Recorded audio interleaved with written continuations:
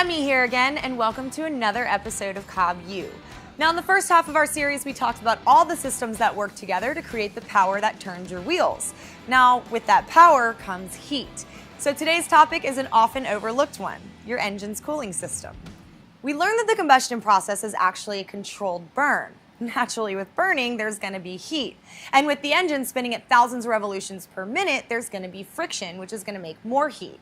Now, some heat is good for the engine, but an excess is not. We need to control the amount of heat that the engine produces via the tune, and use oil and coolant to transfer heat away from critical engine components. The number one job of oil in the engine is lubrication. However, just like in the turbo, oil flowing through the engine helps dissipate heat. And exhaust gases also carry some heat with them as they exit through the tailpipe. Now, while oil and exhaust carry lots of heat away from the engine internals, when most people think of the cooling system, they think of the radiator.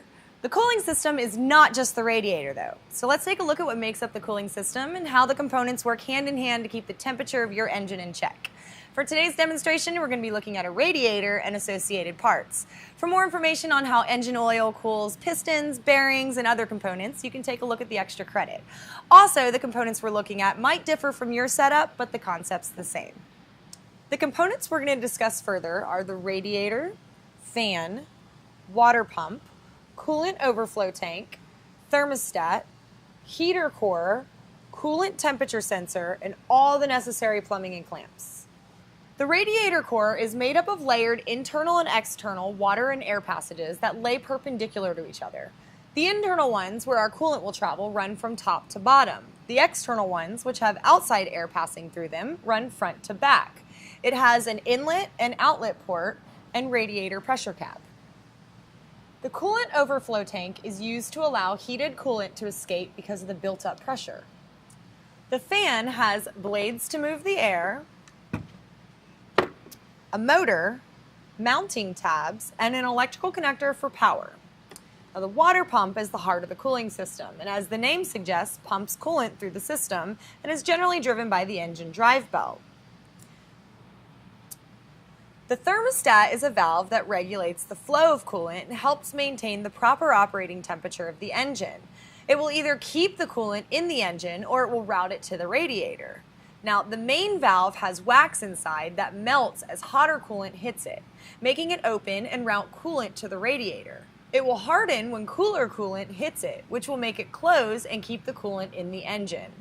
Thermostats can be found in different places, depending on your car. On some models, the thermostat is installed with the water pump. On others, it may be located before the coolant re-enters the radiator. The coolant temperature sensor is used to monitor the coolant temperature, which the ECU then uses to manage fuel injection and ignition timing. It's also used to control when the fan turns on and off, as well as displaying temperature on your gauge. The heater core is where we get our heat from. It's comprised of the core itself and inlet and outlet ports. And last, all the necessary plumbing and clamps to put it all together. Now that we've covered our primary components, let's take a look at how they all work together. Now, keep in mind that in some vehicles, the flow of the water may be reversed, but the functionality will be the same. Throughout the engine block and head are coolant passages, also known as water jackets. Inside these passages is where the coolant will flow or remain still in an effort to absorb the heat from the engine and carry it away. All these passages are designed to help keep the temperatures all over the engine even and keep the engine at proper operating temperature. When your car is running, the coolant is going to do one of two things. If the thermostat is closed because the coolant is cold, then it will remain inside the passages absorbing heat. As the coolant gets hot, usually between 160 to 190 degrees Fahrenheit, the thermostat reacts to that heat and opens its valve, and the coolant is free to float into the radiator to cool down. Just like an intercooler, as the coolant moves through the internal passages of the radiator core, its temperature decreases because the heat transfers from the coolant to the metal core. Cooler air from outside passes through the external fins on the core in an effort to reduce the temperature of the core itself. That air will come from either the car being in motion and air passing naturally, or in like stop and go traffic, the fans turning on. The fans are controlled by the ECU after it gets its reading from the coolant temperature sensor. Based on that reading and other factors such as vehicle speed, the ECU will turn the fan on and off as needed. Once the coolant makes its way through the radiator, it then flows back to the water pump where it will either go back into the engine if the thermostat is open, or just wait patiently for it to open again. One cool bit of info is that some modern cars don't use a thermostat. Instead, they have an electric pump that can be turned on and off, having the same effect as a thermostat. And just like fans, the pump is controlled by the ECU based on input it gets from various sensors. Going back to the radiator, the coolant inside is very hot and under high pressure.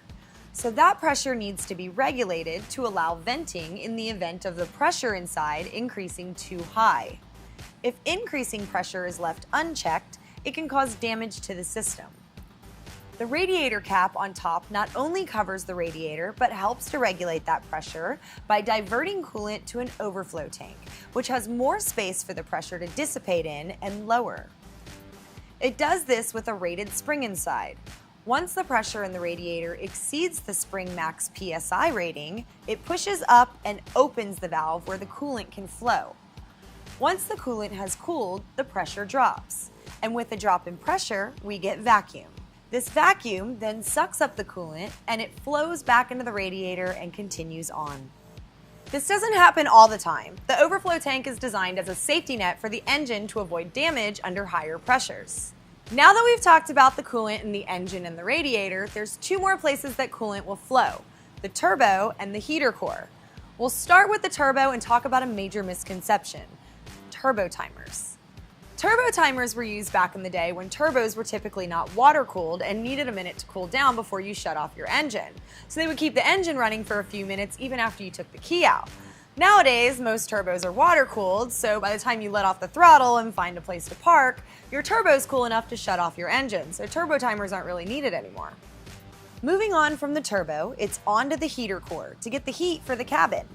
The heater core doesn't affect the engine temperature, but uses the hot coolant to get you your heat. When you switch your heat on, the coolant takes a detour through the heater core. A fan then blows air through the heater core to move heat into the cabin. Then the coolant returns back to the main system. And that's the long and short of it. As long as your engine's running, this just cycles over and over again until you shut it off. You can modify and upgrade just about any component in the cooling system that we outlined earlier, from a thermostat that operates at a cooler heat range, or a radiator that's made of all aluminum construction. There's a part to accommodate just about any want or need. But before getting that race car-inspired component that may reduce the efficiency of the part you're replacing, consider if the upgrade's beneficial to your setup or how you use your car.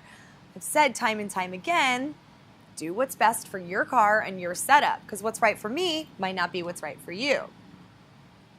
Lastly, when doing this type of part install, you will generally use these kinds of tools: ratchets, sockets, and extensions, screwdrivers, picks, and pliers. And now it's time for the pro tip of the day.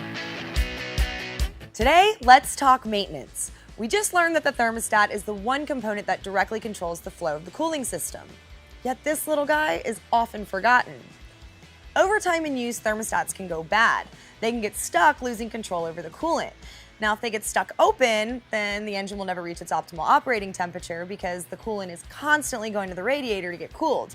And if they get stuck closed, well, then you're running into overheating issues because the coolant never makes its way to the radiator to get cooled. And that just isn't cool. A thermostat is pretty straightforward to replace, so we'd recommend you swap it out if it's had a long, happy life or if you push your car all the time. Don't forget about this little guy. It can save you a ton of money in the long run. That's going to do it for this episode. So now that we've learned how to make power, manage tunes and parts, and keep that power's heat in check, we now need to transfer that power to the wheels. So in the next couple episodes, we'll learn about transfer of power, how to keep it on the ground, and how to stop it when needed. Thanks for joining us. Be sure to subscribe to our YouTube channel so you can check out future episodes. I'm Emmy, your host for COBB. Remember, check out cobbtuning.com for all your parts and tuning needs.